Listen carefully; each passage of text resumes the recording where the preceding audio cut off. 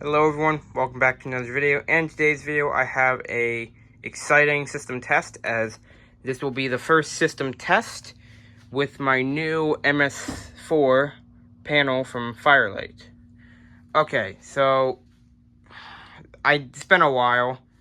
I haven't done a system test in a while, mainly because I've just been quite busy. School has just started up for me. But, whoops. Gonna go ahead and fix that. Thank you.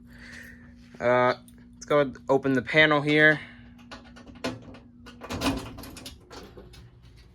As you can see, unfortunately, there is a trouble in the system. That's because I don't have the batteries yet. I'm working on that. Once I get the money, I'll try to buy the batteries. But that's the only reason there is a trouble in the system. Other than that, this panel is completely functional. Everything is wired up as intended. I've got a system sensor system today. That is also most likely what this panel would be hooked up to. There are a lot of things this panel can do. I'm excited to see what happens with it. One more thing. I am thinking about taking this panel down as well, because I was reading in the instruction manual, and it says you should probably not have this panel out in humid and hot environments, which is completely what Florida is. Florida is very humid, Florida is very hot, and in this shed, it doesn't get any better. So, yeah. A couple other changes I've made to the system. I had to take the i3 down because I was trying to clean the head of the i3 the other day, but when I was trying to get inside, I was trying to open this and I broke it. So this legitimately just, I mean, it still works. The detector still works. It's just the head's broken, so I can't really use it. But yeah, I'm probably gonna get it. Probably gonna get a new i3. Not sure where yet, but that's unfortunate. But I've gone ahead and replaced it with a heat detector anyways. Heat detector is not the best fit for this space, as it gets very hot in here, but the detector is set for activation at 135 degrees and or rapid rise, where it will activate when it gets to a certain temperature before, it's a confusing process. I can't really explain it well. But basically, hot air goes into this part right here, and then it has to come out. But if there's too much pressure, the switch will close, and it will activate the system. But I don't think that's going to be too much of a problem. But I don't know. Anyways, let's go ahead and get started with the system test. Starting here, I don't think this has changed. I would have to look back in my last system test, but probably hasn't changed. We still have the PSDA model from Silent Night. I'm looking at buying some new pull stations soon, but that's to come, so I don't know. I might do it. But right above, we have a System Sensor SR strobe. It's just a remote strobe set on 115 candela. Now, that is quite bright for this space. I mean, it is. But, you know, wanted to have some fun, so may as well. But yeah, I have a strobe in the front here, at the front door here. So, yeah. Moving back, I have this heat detector. I don't know the model number of it, but it is from System Sensor as well. So, yeah. As you can see, this is very System Sensor based.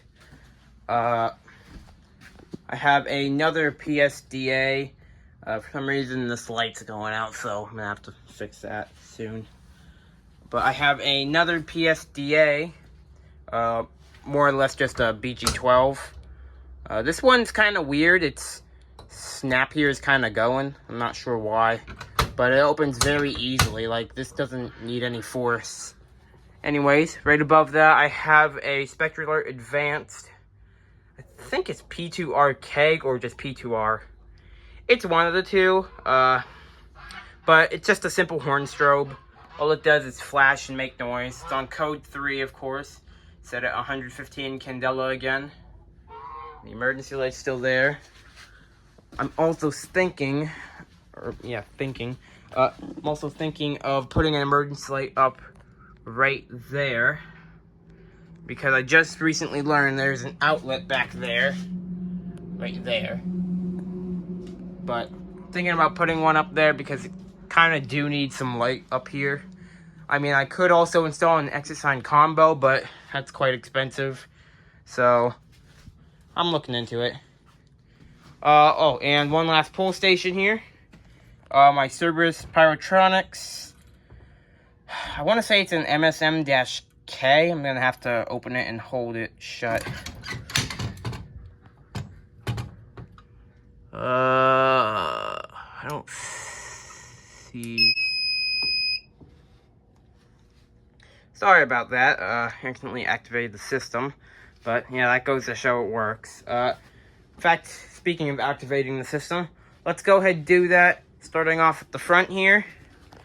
We'll pull this PSDA in 3, 2, 1.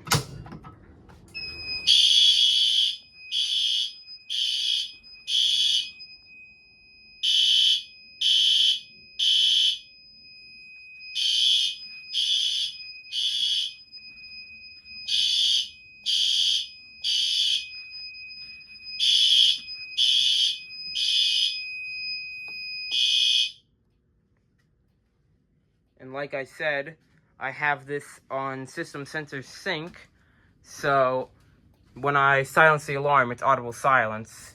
So you can actually, the strobe still continue to flash while the horns are shut off.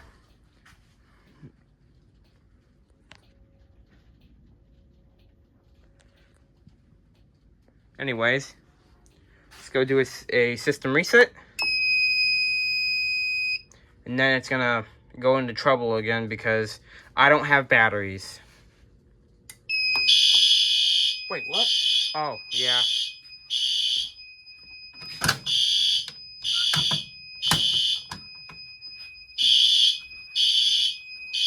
Alright. Okay, that's enough. Thank you. But this is gonna go into trouble again, so this piezo's gonna make noise. Yep. Shut up. Thank you. But I'll go ahead and explain the zones now. Zone 1 is that pull station. Zone 2 is, actually, I think Zone 2 is that detector. Zone 3 is the pull station back there. And Zone 4 would definitely be this one. Yeah, so let's go ahead, and speaking of this one, we'll go ahead and pull this.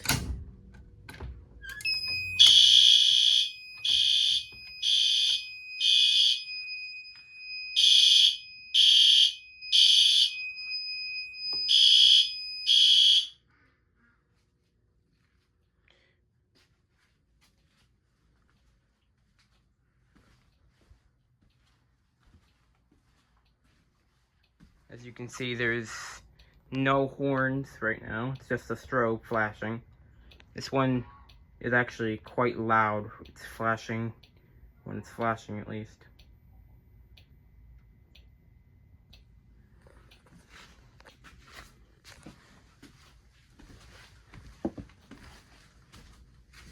Anyways, let's reset so we can go and reset. As you can see, Zone 4, it was this pulsation. I'm not going to be activating the detector today because I don't really have any way to activate it. Thank you. Because it's a heat detector, and I don't really have any heat sources right now. If it was the i3, which does indeed work on the system, but it's broken. So, if it was the i3, could definitely activate it, but right now I'm I can't exactly activate it because, well, it's rate of rise function. If that fails, then it pops the stupid lid off, or whatever you want to call this thing. It'll pop off. But if that fails, then that thing pops off. And if the rate of rise function does work, well, good, I guess. But I'm not going to do that today because I don't really want to reap my consequences of what I sow. Anyways, let's go ahead and go back here and activate this BG12. Or, sorry, my mistake, the PSDA model back here. It's gonna be loud.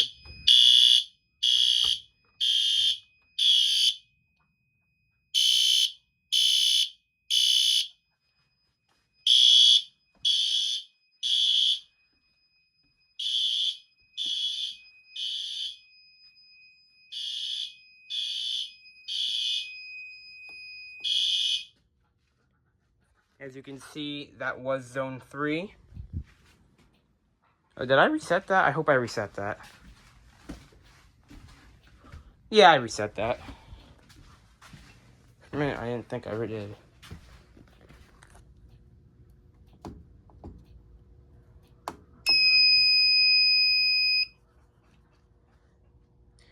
Okay.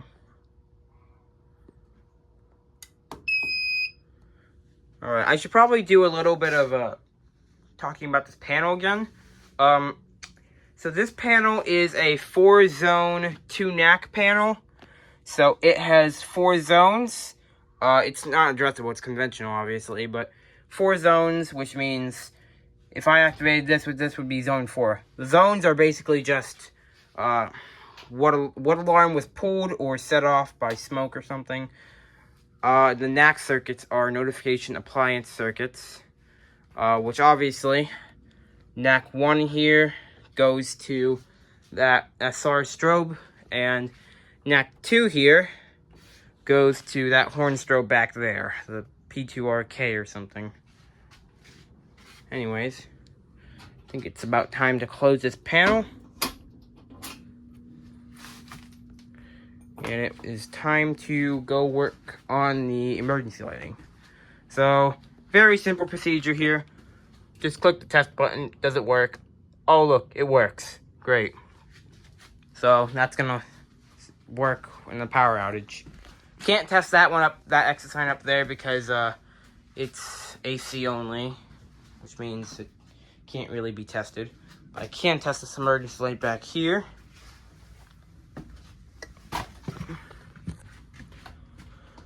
Which I bet it works.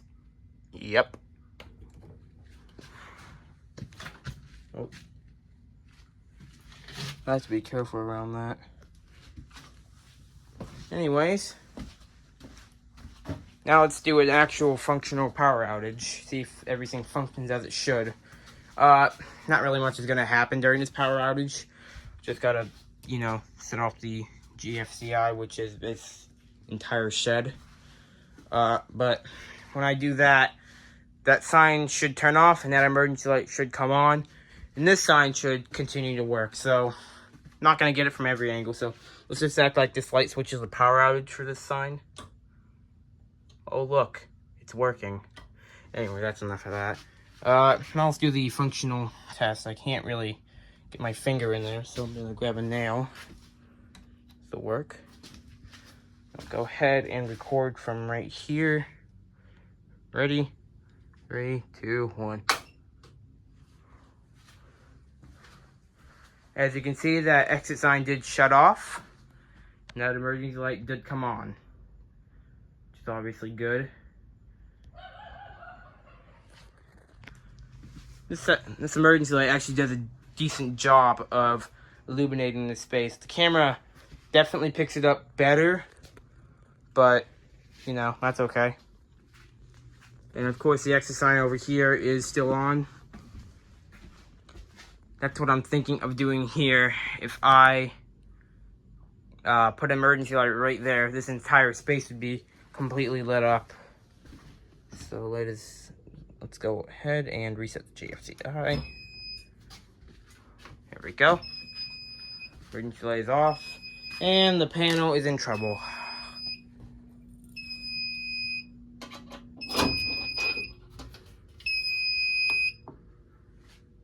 Okay.